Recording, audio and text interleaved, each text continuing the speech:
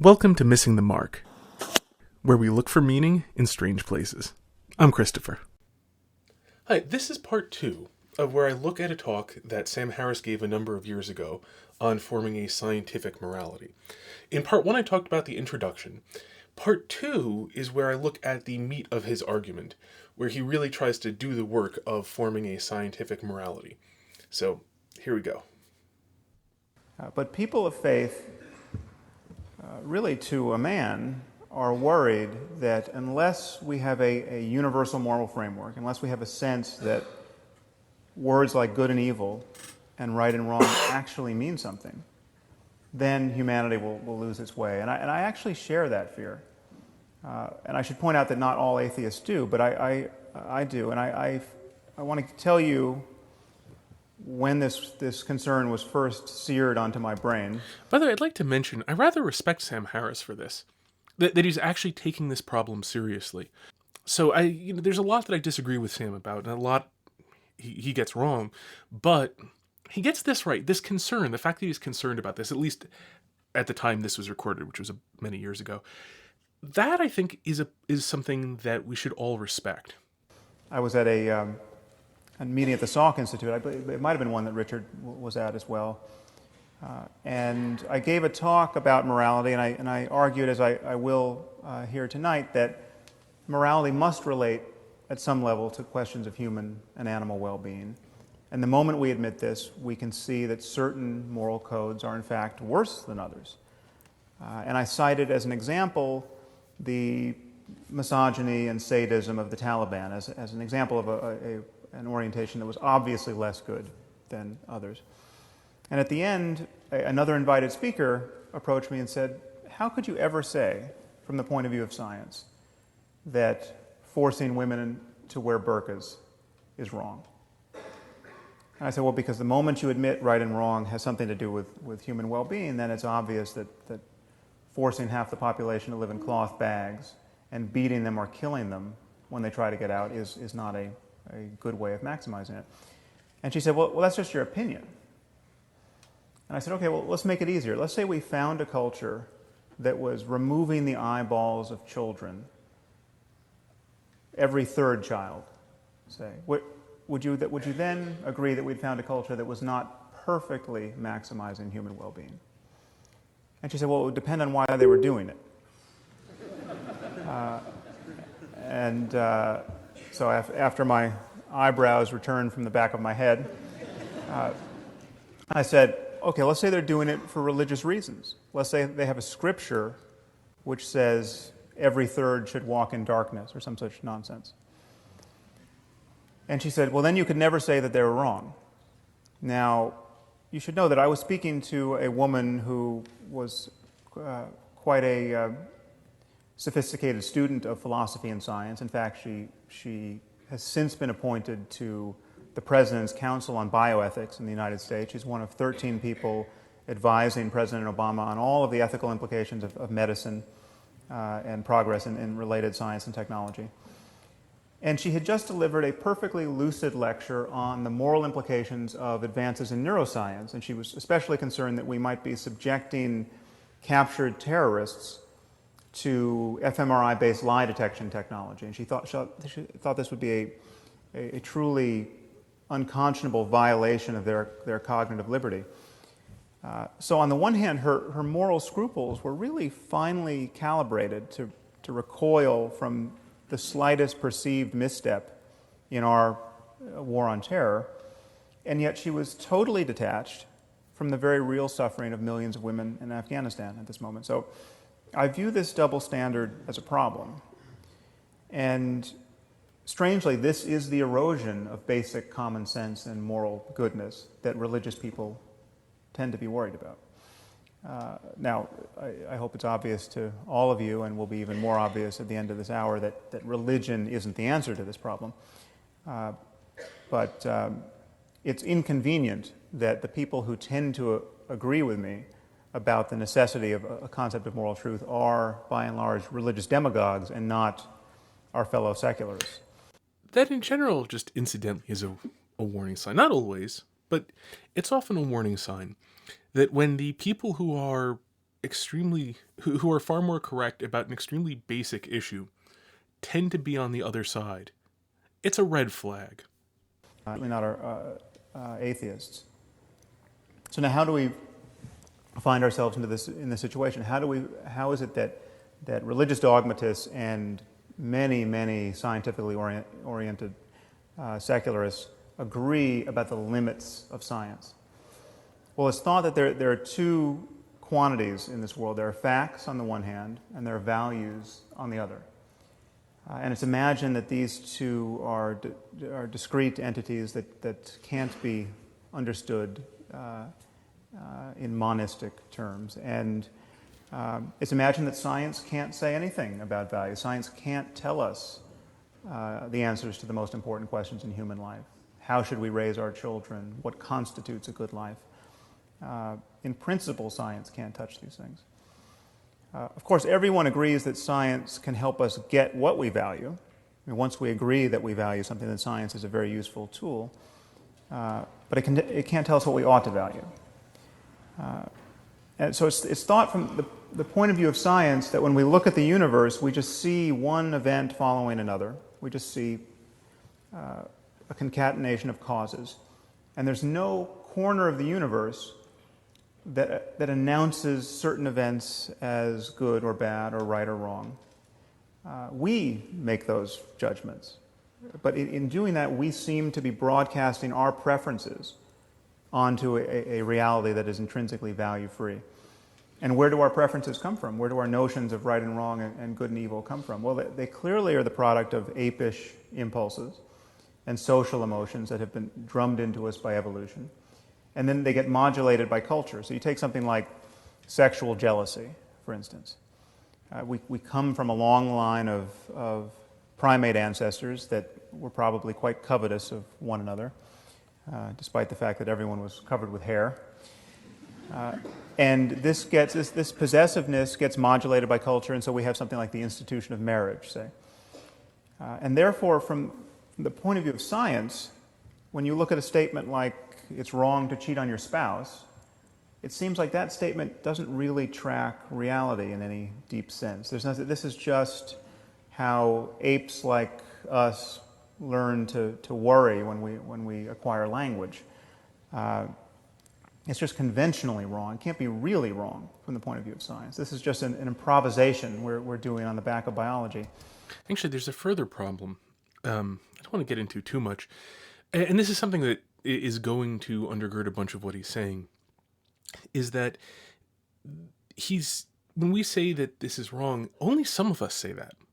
And I'm not talking about religious, irreligious here, but even just keeping within the assumptions that he has given, only some of the apes say this. The ones who are cheating don't say that what they're doing is wrong. Some will, but lots of them won't. If you have any experience with people who are cheating, they come up with excuses to explain why actually what they're doing is just fine. So what he's not addressing, but which is highly relevant, is the fact that he's not talking about unanimous conclusions, but rather that there is disagreement about what the values even are. And this gets to the very core of it. There needs to be, therefore, if there is to be the sort of universal morality that he is looking for, there needs to be some way of resolving these disputes. Now, I mean, he's in a sense going to claim it's related to science and figuring out what is well-being. So I'm going to talk about that more later, but you can see it even here in his example that he's describing things in a universal way that's simply not true. There's disagreement he isn't addressing. Now, this is where religious people begin to get a little queasy, and I think they should. But they see no alternative, by and large, but to insert the God of Abraham into the clockwork as an invisible arbiter of moral truth. So it's wrong to cheat on your spouse because Yahweh deems that it is so. Two things. And the first is a very minor point. Does he think that the scientific one is going to be visible?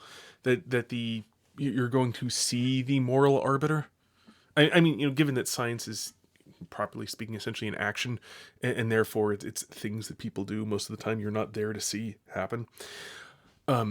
Anyway, that's just sort of a minor quibble, but calling Yahweh invisible is just a little bit silly, because, I mean, the law of gravitation is entirely invisible. You can't see the law of gravitation. You can see symbols which describe it written on a chalkboard, for example, but you can't see it. You also can't see gravity. You can only see its effects and infer its existence. But that's an even separate point. The other thing, and the more relevant one, is that he is leaving out natural law. He's describing the voluntarist version of morality, which is to say that things are wrong simply because God said so, and that's the end of it, as opposed to, and I described this in my video about atheist morality, the real grown-up version of this is natural law morality. That is to say that we have a nature that has been given to us by God, and then things are good or bad according to how they work with that nature, which ironically is to some degree what he is attempting to discover through science.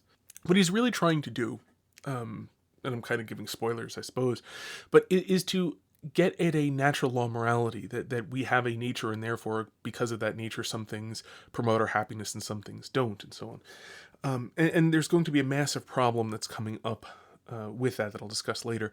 But the funny thing is that he just doesn't even know that the primary form of Christian morality, and bear in mind there are 1.2 billion Catholics and 600 million Eastern Orthodox, I believe, all of whom subscribe essentially to a natural law theory, whether or not they phrase it in exactly that form. The Catholics certainly do.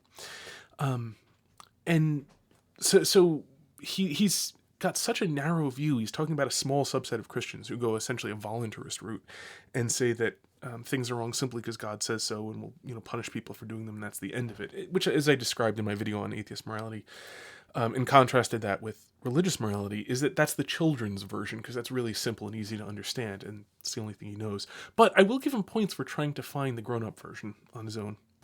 Which is rather odd, because in other moods, Yahweh is fond of genocide and slavery and human sacrifice. Now, I'm going to argue that this split between facts and values is an illusion.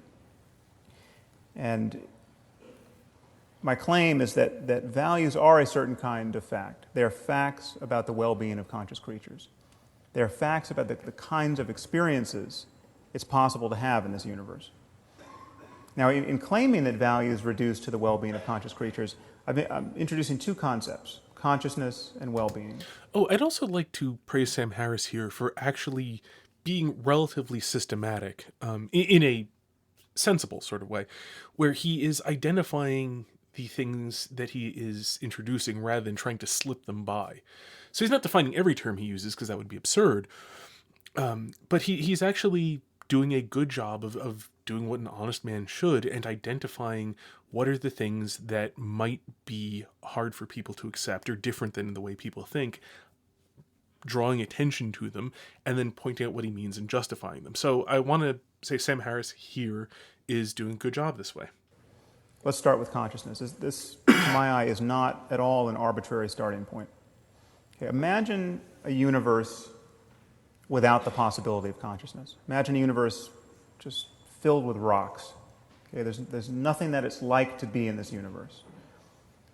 Okay, the lights are not on in this universe. There's clearly no happiness or suffering. I would argue the concept of right and wrong, good and evil, simply doesn't apply. For changes in the universe to matter, they have to matter, at least potentially, to some conscious system. Now, what about well-being? It seems like the well-being of conscious creatures could be a controversial anchor for morality, but I don't think it should. Okay, here's the only assumption you need to make. Imagine a universe where every conscious creature suffers as much as it possibly can for as long as it can. I call this the worst possible misery for everyone. The worst possible misery for everyone is bad. If the word bad is going to mean anything, surely it applies to the worst possible misery for everyone. Okay, and here's where we run onto the rocks. So, there are kind of several things that are really a problem here. The first of which is he's just assuming his conclusion. Bonus points to him for actually stating his assumption up front, but this is something you cannot justify scientifically, because the word bad does not have to mean anything. Whether or not the word bad does in fact mean anything is the sort of thing you're supposed to go about discovering, not the sort of thing you're supposed to start off by assuming. If you start off by assuming it, you already have a moral measure. The second problem is he has not identified whether or not this even is a possible world. I understand that some people would say, like, well, you've described it, so obviously it could exist. It doesn't actually necessarily follow you could have a world with consistent rules in which that was the case. And that consistent part is necessary, because in point of fact, this actually reminds me a lot of artistic descriptions of hell. Because it's a problem you run into in descriptions of hell. That, people who are burned forever in flames, but there's an immediate question that you need to ask. If there becomes gradually less of them as they are burned, then they won't be burned forever, because at some point they're going to be ash that doesn't burn any further. They also won't be alive. If there is not less of them, then in what sense are they being burned? Because the whole reason burning hurts is because there is progressively less of us. Pains that don't mean anything. In the sense of pain which we come to know does not designate, any change in our body, we don't tend to mind very much. At first it grabs our attention, but over time we get used to that pain doesn't mean anything whatsoever. In the sense of it, my body is perfectly fine after I experience that pain. It's exactly the same as beforehand.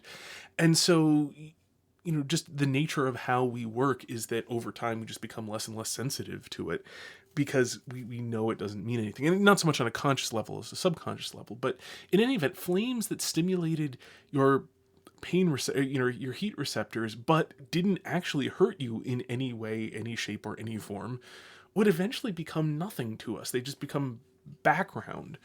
So that's a problem you run into. And now, I'm talking about artistic descriptions, but so the idea is that you have an inconsistent rule here in order to really achieve this sort of suffering, that it continually hurts and you don't adapt to it because your nature is constantly changing, so that you always feel this is fresh and you're never remembering it, but it still has the suckiness of, like, it happened for more than just a moment. Because if you could form absolutely no memories, then the pain that you instantly forget wouldn't really matter to you very much, because you've already forgotten it. The pain that didn't correspond to any bodily damage, I mean.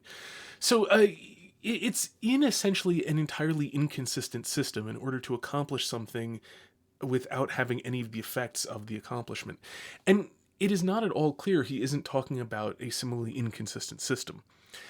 He has not established in any way that such a thing could in fact exist, could in any sense proceed. Moreover, and here we get to, one thing that obviously couldn't exist in this is a thing which took pleasure in another's suffering. Whenever you get utilitarian stuff, this is, often called the utility monster. That is to say that in utilitarian argumentation, the utility monster is something that essentially gets 2x suffering or 2x pleasure out of somebody else's suffering, for somebody else's suffering X amount of suffering, and therefore if they inflict large amounts of suffering, they get twice as much pleasure, and so your overall maximum pleasure is maximum pleasure versus pain is actually going up. It's overall better. Now you can do individual normalization, all sorts of things to try to get around this. I'm not trying to debate utilitarianism here, but you run into this problem. He is assuming away the existence of a world in which people enjoy other people's suffering, because they would, be deriving enjoyment, and it couldn't possibly be in their maximal suffering when they actually had enjoyment as well. And given how many people enjoy watching videos of people, getting kicked in the crotch or falling off of things onto their crotch and so on, it is by no means clear that people don't enjoy other people's suffering. So he has not established this as an even possible world in a consistent sense. If you have an omnipotent devil who's able to do inconsistent things, then whatever. But he's not going to be positing that without some sort of religious belief. So he hasn't described what is, even necessarily a possible world. And moreover, he has essentially just assumed his conclusion in calling this bad. You could do it as a stipulative definition just fine. But on the other hand, he's not. He's asking for this to be granted to him as true, in which case you actually already have a value that he's not going to attempt to establish through science. He's just going to leverage science to take this value and spread it out, roughly speaking. The other problem, by the way, with the whether this is a possible world and the conflicts between them, is that this world is not going to. I'm going to let him talk in just a second, but this world doesn't actually tell you anything about any sort of intermediate world wherein some creatures are happy and some creatures aren't. Now, if you think the worst possible misery for everyone isn't bad, or that it might have a silver lining, or there might be something worse, I don't know what you're talking about. And what is more, I'm reasonably sure you don't know what you're talking about either. Now, I'd like to point out that's not an argument. It is, however, essentially a description of noetic knowledge, of direct knowledge, that this is definitely bad, and that somebody else who disagrees is simply wrong without any sort of proof. So, as an appeal to noetic knowledge, it's fine. The only thing is, at this point, you've limited it to people who agree with you. That is to say, who see things in the same way. And this is a somewhat unfortunate point, simply because I don't think he actually has described a possible world. To make statements about worlds that can't actually exist is not very meaningful. Worlds that don't exist, fine. Math does that constantly. Worlds that can't possibly exist, that's a very different matter.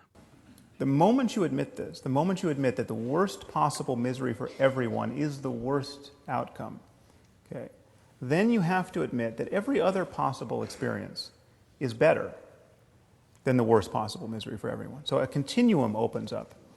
And because the experience of conscious creatures is going to depend in some way on the laws of nature, there are going to be right and wrong ways to move across this continuum. It will be possible to think you're avoiding the worst possible misery for everyone and to be wrong about that and to fail to avoid it. This is, in some sense, a navigation problem. So far, this part actually does follow from what he said before, but it doesn't get you anywhere because he does not give a measure which can sort anything else besides whether or not you are in the worst possible world. So you don't actually get anything practical out of this, even if you were to accept the things that he just said. And this is going to play out. He's going to develop this a bit, but it's going to play out. So here is my argument for locating moral truth in the context of science. Questions of right and wrong and good and evil depend upon minds. Okay? They depend upon the possibility of experience. Minds are natural phenomena. They depend upon the laws of nature in some way. Morality and human values, therefore, can be understood potentially in the context of science, because in talking about these things, we really are talking about all of the facts that relate to the well-being of conscious creatures. In our case, we're talking about genetics and neurobiology and psychology and sociology and economics. Now, I view this space of all possible experience as a kind of moral landscape where the peaks correspond to the heights of well-being and the valleys correspond to the lowest depths of suffering. And one thing that to drop out of this analogy is the possibility of there being multiple peaks. Maybe there are many different but morally equivalent ways for, in our case, human beings to thrive. Right there, you get into the problem, because you don't have to well, what really gets to be the problem is that doesn't have to be true universally of everybody. It could be true of some people and not of others. That is to say, some people could have one way of thriving and other people could have a different way of thriving. And these people, may well become enemies, especially if the one person's way of thriving becomes a value for the other people. So he starts off in a very, very simplistic way, which is a reasonable way to start, but he's and I appreciated his beginning where he was being fairly clear, but here, unfortunately, he's glossing over the giant leaps he's doing, going from one to many, and not looking in the fact that you've now introduced complex relationships. But clearly there are more ways not to thrive. There'll be many more ways to not be on a peak. Oh, and here's a classic thing. This is something Chesterton actually mentioned too. A real problem you run into with a lot of secularists is they have no real positive vision of the future. They just have a sense that some things are obviously really bad, and so they want to reduce all education down to essentially, I forget exactly how Chesterton put it, something to the effect of putting up the occasional signpost at points of particular danger, saying, warning, cliff here. The problem is that it keeps you from failing in the worst possible ways, but that's not very much. And I think it's rather obvious that there are many more ways to suffer unnecessarily in this world than to be sublimely happy.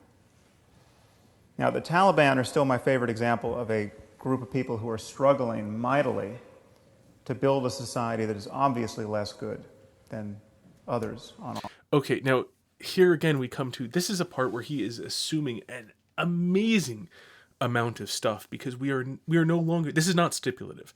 This is a claim he is making about the world that rests on a tremendous amount of knowledge that he doesn't have. I'll explain in a moment. Offer. The average lifespan for women in Afghanistan is 44 years. Of course, you have to ask why. If this is a particularly disease-ridden place, if this is a place where food is particularly hard to grow and so on, it doesn't really much matter what your societal arrangement is, especially if there are no natural resources you can use to trade with anybody, and nobody currently has the ability to produce really great semiconductor designs to sell, etc. So if you don't really have anything to sell and you live in an incredibly poor area that has various diseases, poisonous animals, etc., it may well be the case that there is no organization of society because you just haven't gotten lucky enough to have riches. He doesn't say. I'm not claiming that is the case or is not the case, but this is well, I mean, I am kind of aware that Afghanistan isn't exactly very rich in natural resources. In fact, one of the best things they have is illegal, opium. So, they have a ton of mountains, which are not exactly known for their arable land and so on. So, I mean, we do kind of know that Afghanistan was not exactly blessed with a tremendous amount of riches. So when he cites facts like this, he isn't giving any of the very important context to say how well could they be doing in this sort of circumstance. Okay, they have a literacy rate of 12%. They have almost the highest fertility rate in the world and almost the highest infant and maternal mortality in the world. This is one of the best places on earth to watch women and infants die. He's not saying why, and to say it's because of the Taliban is just to assume his conclusion. I mean, mind you, I'm no fan of the Taliban, but in any event, he's just assuming his conclusion here. Well, it's not his conclusion in the broader sense, but he's just assuming this portion of his argument. Also, GDP that's lower than the world average in the year 1820. So it seems to me patently obvious that the optimal response to this situation, which is to say the most moral response, is not to throw battery acid in the faces of little girls for the crime of learning to read. You have to actually justify that. I mean, I'm not saying that is actually a good way of doing it, but the problem that he comes to here, actually, I'm going to let him continue for a moment, then I'll say what the problem is. Now, I think this is common sense to everyone in this room. And common sense, it should be to everyone in the civilized world, except if you happen to be a bioethicist working on the President's Council at the moment. But this is also of necessity a claim about biology and psychology and sociology and economics. Okay.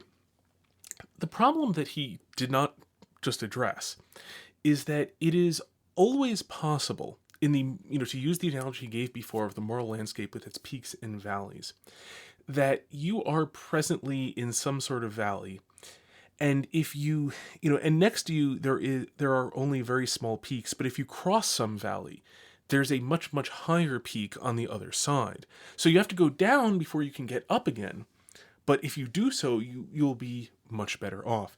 And herein we come to the justification that every revolutionary has for bathing their country in blood. Occasionally, revolutionaries were right. I mean, American revolutionaries seemed to produce a better system than had been in place beforehand, and also didn't kill that many people to accomplish it compared to some things. On the other hand, the how many people did Stalin kill? I mean, at least something like 40 million people, 50 million people. The entire USSR over its history killed somewhere in the neighborhood, I believe, about 40 million people. And murdered in the sense, like I think about 20 million, if I recall correctly, were intentionally starved to death and I should remember this name. It's a very significant point in history, but I apologize for not remembering it.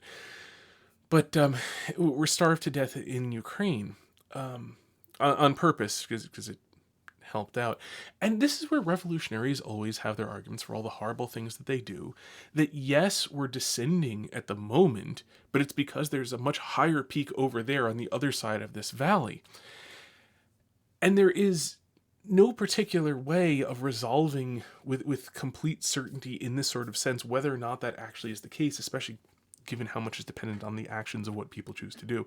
So, well, he's not entirely wrong in the sense of, I mean, he's looking for a natural law theory of morality, and insofar as he's doing that, he's correct. But the problem is, to do this on your own in this fashion, especially with the rubric he set up, does not allow you to make the sort of judgments he has just made. Because it is possible that if you throw battery acid in the faces of little girls in order to keep them from reading, yes, that's bad right now, but over time you produce a society in which nobody tries, so nobody gets battery acid thrown anymore, so that problem goes away. I'm obviously playing devil's advocate here. And then over time, because they're not reading, other people will then be properly motivated to take care of them. You'll have much stronger family bonds, in which case you will have strong, resilient family units that, despite hardship, will actually help each other out as opposed to abandoning each other when external bad things happen. And therefore, once you really restructure society this way, and nobody is trying to do the things they're not allowed to do, none of the punishments will be applied, and all the benefits will be reaped, and you'll be finally on that peak on the other side of the valley you had to trudge through. Now, I'm not saying that the Taliban are right.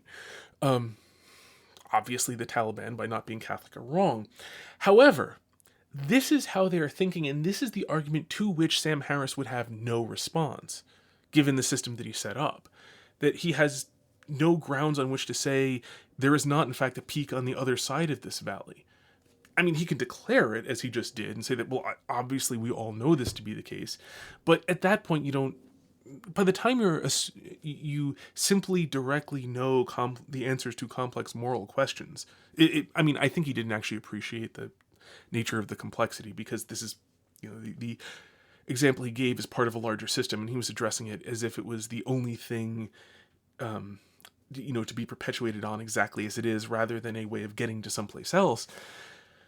But, as such, if you're going to just simply assume all of your moral conclusions in the manner not so much assume all of them, but just, directly know all of your moral conclusions, there is no morality to be argued about. There's no point in invoking the science about it. I mean, he's not right here. You'll notice he's not citing anything. He did not cite any sort of study. He's not citing any sort of neurobiology. He's not citing any sort of psychology. He's simply saying that he knows that these things are obviously the case. And presumably he would answer that argument answer that objection by saying that he's picking these sorts of things where you don't need to, in order to give examples where you don't have to spend as much time, and on things where it's not as obvious, that's where you would then have recourse to the studies, which is sort of fair enough, except that the systems are too complex for studies to ever really answer them in this fashion. It is not unscientific to say that the Taliban are wrong about morality. In fact, we have to say this the moment we admit we know anything at all about human well-being. Well, the fundamental problem with what he just said here being he hasn't actually cited any science whatsoever in order to back up his point. I mean, literally, the thing I just said kind of applies right here. Now, as I said, he probably means that you could, if you needed to, verify this obvious stuff, etc. But having said that, there's no scientific conclusion so far. This is just his common sense, not scientifically backed up.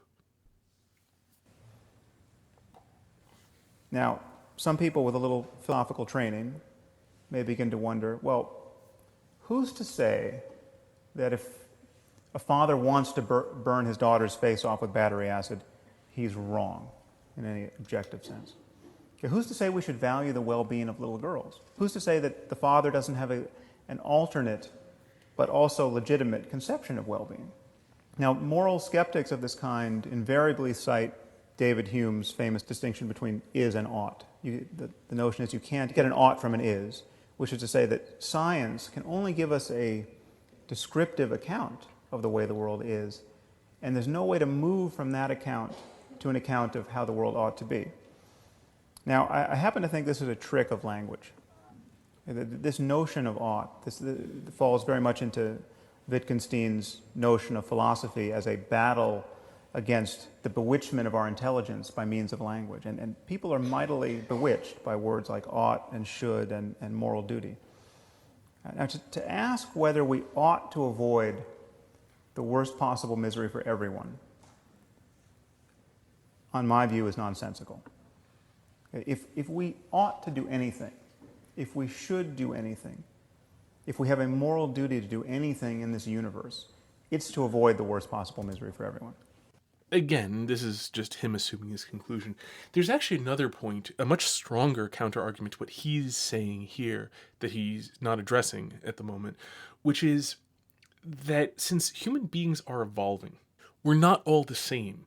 And therefore, the bigger problem is, how would you scientifically prove that the hypothetical father and hypothetical daughter in this case have the psychological well-being that whatever, let's give him the benefit of the doubt, whatever psychological experiments he has performed on other people, what scientific experiment has he done that shows that this still applies to these people who are new and moreover newly evolved? And this is highly relevant. They may well be mutations of some kind. We know they are not genetically identical to the other people that you have studied, and so how do you know that the genetic differences don't in fact matter to the morality in question? And he's got no answer. He's got no possible answer. There's no way to prove that this sort of uniformity is going to apply in spite of whatever changes may in fact happen. Okay, there's no notion of ought that reaches deeper than the imperative of avoiding the worst possible misery for everyone. Oh, he's also assuming the conclusion that there is an ought whatsoever at all, rather than ought being merely a conditioned reflex that doesn't actually mean anything. So he sort of did say up front he's assuming that's not the case, but he's largely throwing out the argument.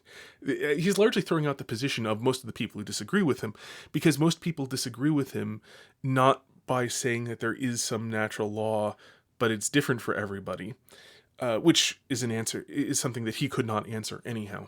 And this is incidentally, as I said in atheist morality, this is where you need a God, because God would have to create us as all being the same sort of thing. If we're evolving, then we're all different things that are related conceptually only because we choose to view each other as being related. We're more similar than we are to other things, but there's no way of knowing just how similar, because every new person is new and not something we have studied before, and just looks superficially from the outside like things that we have studied before. What you're actually doing is smuggling in essentially Platonic concepts of the human being, which do come from God, because God has the idea of the human being. We are a species. Well, really, in Thomistic language, we're a genus, of which each person is a species. There's an ironic change in language there. But the point being that you have no basis upon which to say that all human beings are alike before examining them, unless you have some reason to suppose they are going to all be alike. And given that evolution specifically says that all descendants are not going to be like their parents, you're in a really, really bad place here to do what he wants to do scientifically. And moreover, he's also at this point addressing practically nobody, because most everybody simply is saying that the viewing the worst possible world, as he stipulated it, as bad is simply a conditioned reflex that we have that doesn't mean anything. So we've kind of got the problems that he's not really actually talking to anybody, and most he's saying sort of what some of the implications of the meaningless conditioned reflex that we have are, and moreover, the thing that he is proposing to accomplish natural law can't possibly accomplish it. I mean, legitimately, you can, of course, assume anything you want and move on, but at that point, as long as you're assuming things simply because they're convenient, we get right back to religion's a lot cleaner way of doing that. I mean, even the fundamentalist one, I'm not talking about, Catholicism, which, actually demands that people try to find out what's true, but, just go for Christian fundamentalism. It's a lot simpler than the complex scientific way of eventually just assuming things anyway that he's proposing here. It doesn't make sense to say, well, I would have avoided the worst possible misery for everyone, but I actually had other priorities. Okay, there's no space for those other priorities to occupy. All right, I think I'm going to wrap up here because this has been going on for a while. And you'll see again what he did right here, which is sort of a good note to end on, that he has retrenched from where the argument doesn't work at all, and where it's from his perspective, I think he'd call it, where it's, very difficult to apply, back to something so basic that has gotten rid of all possible variables, that his argument is at least clear here. But as I said before, and this is the problem, this worst possible world versus every other world is not a useful distinction when comparing any other worlds. And clearly, if many people are happy, but one little girl has an acid thrown in her face, well, it's bad that acid was thrown in her face, that is not clearly the worst possible world, because the worst possible world stipulated all people suffering maximally. And in this case where the father is throwing acid in his little girl's face for learning to read, one has to ask how, incidentally. Within this hypothetical, in the tribal sort of environment, where is she getting the reading material from, incidentally? But anyhow, leaving that out of account. I only bring that up because people often like to paint these sort of things to really try to make it bad. They bring up things that are really, will happen on occasion, but are really strange in the environment from which they come. Because normally, in this sort of environment where little girls aren't supposed to read, no one's going to be giving them reading material and teaching them how to read. And so it'll never come up that they will have been trying to read, and hence the batter gas in the face stuff will just never come up for virtually everybody. So it's not a major point, but it's something to bear in mind whenever you see this. Then people go for those sort of examples. Extreme examples are clearer, but on the other hand, it is worth remembering, if somebody is trying to make them out as being common, that they are, however, very uncommon. Moreover, even accepting everything he said in this case, there's absolutely zero reason to suppose that the father in this case is suffering maximally as well, and therefore this is not a case of the worst possible world versus some alternative. This is two not worst possible worlds that he is trying to compare, and he has no basis upon which to compare them, which is basically why he doesn't try. So, alright, as I said, I'm going to wrap up now, as I think this covers all the relevant points. I want to reiterate that I respect Sam Harris for trying. There are other things he's done in other contexts for which I don't respect him, so this is not by any means a general endorsement of Sam Harris, but I want to praise him for actually sincerely trying and for sincerely caring about this question. I wish he had done a much better job of answering it, and I hope that someday his desire to try to find natural law will find where natural law really comes from, and a properly grounded natural law. But in any event, he does recognize certain important things as actually being important, and kudos to him for at least trying. That said, his attempt is a dismal failure, and it's a pity he didn't recognize it as being a dismal failure for the reasons that I had mentioned earlier. So, that was what I'm calling part 2. It's a somewhat arbitrary division, but that was the meat of his argument. That's the real substance, and why it fails, why it just does not work to do what he's trying to do. But with, as I said, throughout the caveat that he's looking for a natural law morality, and insofar as he's doing that, he's on the right track. He's just looking for it in the completely wrong place, because you can't possibly get it with the approach he's using. Nothing even similar to the approach he's using will actually get you a natural law morality. But natural law morality is, in fact, the way morality should be constructed. So he at least has a good instinct there if he's looking for it in the completely wrong place. So, until next time, may you hit everything you aim at.